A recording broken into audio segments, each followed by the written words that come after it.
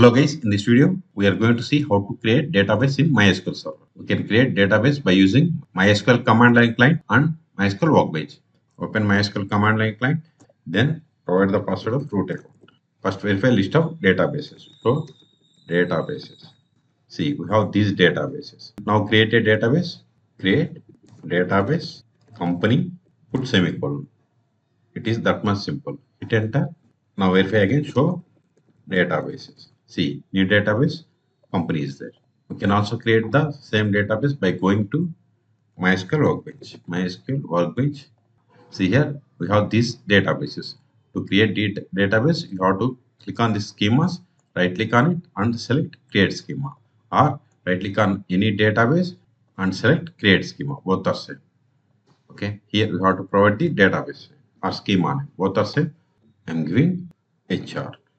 Then click on apply, then click on apply. Click on finish. See here we have the HR database or schema. Even if you go to command line client, show databases. This type of show databases. See, new database HR is there. You want to use this database and create objects, just use the command use database name. Then give the database name. Company, put semicolon. See, database name has been changed, but still it is showing MySQL. So to verify currently working database, run the command select database.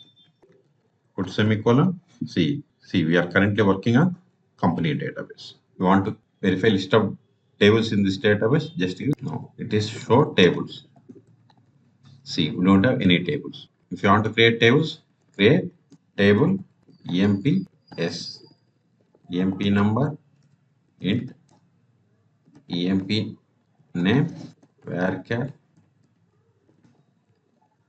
put semicolon. Now verify tables show tables. See, we have one table.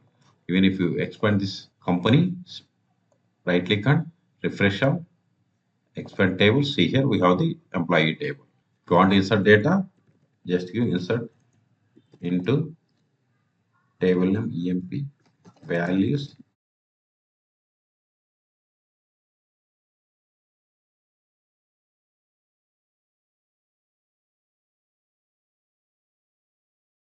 Insert one more.